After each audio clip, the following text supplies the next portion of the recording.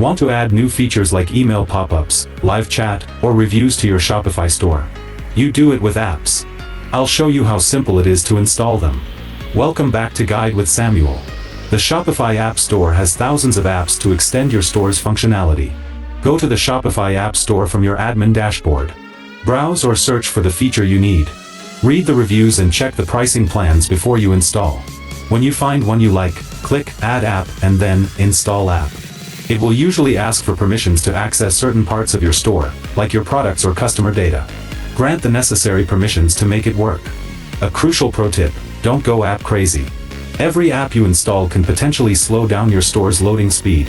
Regularly audit your apps and remove any that you aren't actively using.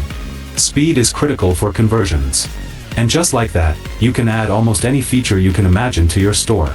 Apps are the key to customizing and scaling your business. What's the one app you can't live without? For your final question, subscribe for our next video on how to integrate MailChimp with Shopify. Thanks for watching.